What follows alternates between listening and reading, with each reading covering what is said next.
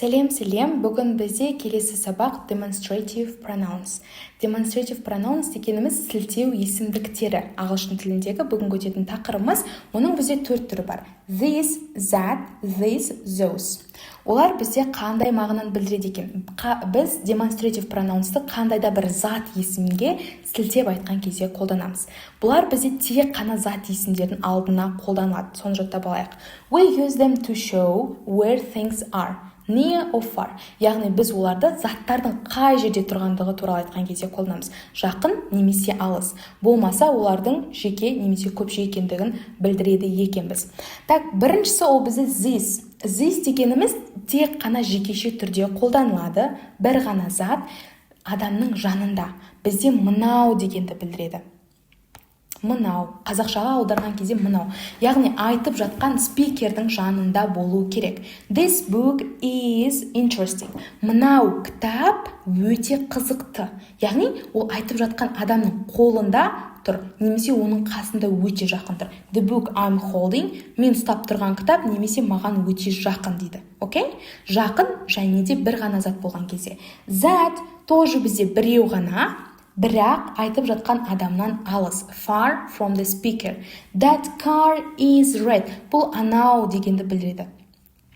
Қараңыздар, анау машина қызыл.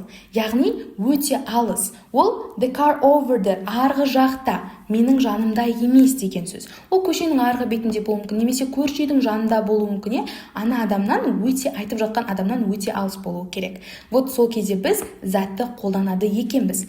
Келесі, ол бізде демонстративтің түрі, ол this. This дегеніміз көпше түрде қолданылады. Plural, near the speaker. Яғни айтып жатқан адамның жанында өте көп зат. Екі немесе екіден көп. These pens are new. Мынау бізде қаламдар жаңа. Бұлар мынаулар немесе мынау деп аударылады.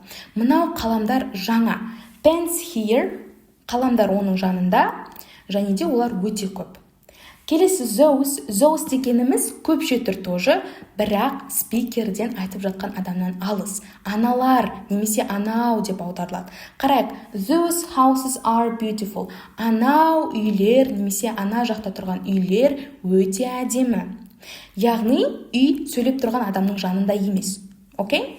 Houses over there, ана жақта, not near me, менің жанымда емес дейді. Вот осы кезерде бізде демонстративтарды қолданады екенбіз.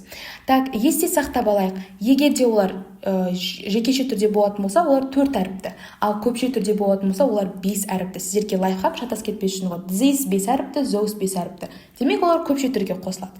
That, одан кейін this 4 әріпті, демек олар бізде жекеше түрге қолданылады екен. Демонстратив дегеніміз сілтеп қандай да бір затты айтқан кезде қолданады. Тек зат есімнің алдына қолданамыз. Окей? So guys, бүгінгі сабақ аяқталды. Сіздермен болған Miss Ару. Қайырлы білім болсын. Сұрақ болса жекеме жазамыз. Goodbye.